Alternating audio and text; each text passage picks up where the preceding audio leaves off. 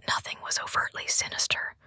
No broken windows, no flickering lights, no creaky floorboards. Just an unnerving stillness that wrapped around you like a second skin. It had been a long, exhausting day when Sarah and Tom decided to take a shortcut through the abandoned house. They weren't supposed to be there, of course, but curiosity often leads people down paths they shouldn't tread. The house, though old, looked like any other in the neighborhood. Yet, there was something about the way the shadows clung to the corners that felt off. "Just a quick look inside," Tom said, pushing open the front door. It creaked loudly, like a warning. Inside, it was even darker than the evening outside. The faint light from the street lamp barely reached beyond the doorway. They stepped in, their shoes making soft, echoing taps on the hardwood floor. Sarah hesitated, her eyes scanning the space. The walls were covered in old wallpaper, peeling and faded. The air smelled stale, like it had been sealed off from the world for decades. They walked further into the house, the door shutting behind them with a soft thud that made Sarah flinch. The house seemed to sigh, as if it was aware of their presence. Suddenly, the temperature dropped. Sarah shivered. "This place gives me the creeps," she whispered. Tom didn't respond, but his eyes were darting around, unsettled. It was then that Sarah noticed something strange. The hall ahead seemed longer than it should be.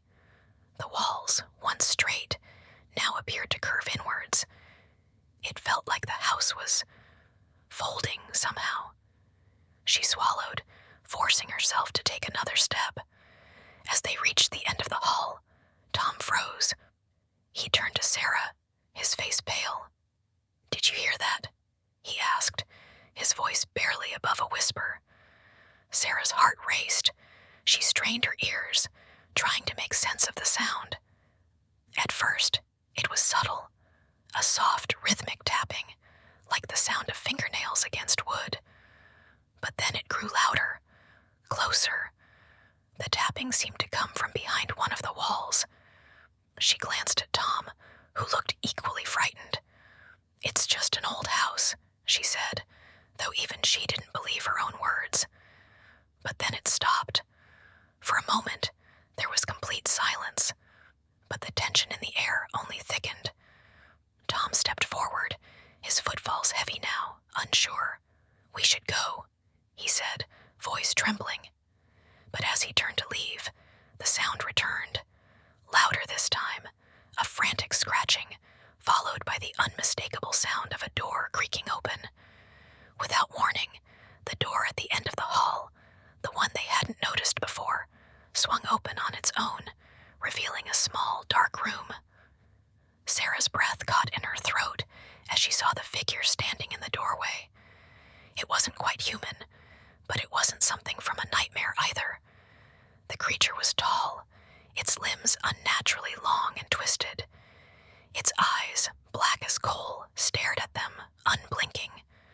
A wave of terror surged through Sarah, her legs frozen in place. She wanted to scream, but her voice wouldn't come. The creature stepped forward, its movements slow, deliberate. Tom grabbed her arm, pulling her toward the door. But as they reached the hallway, the door slammed shut behind them, trapping them inside. They turned, and the creature was gone. They fled the house, but the feeling of being watched never left. When they reached the safety of the street, they turned back, but the house was just as it had been, silent and still. They never spoke about what happened, but Sarah couldn't shake the feeling that something was following them, something that had been awakened that night. And to this day, she can still hear the tapping from behind the walls, growing closer every night.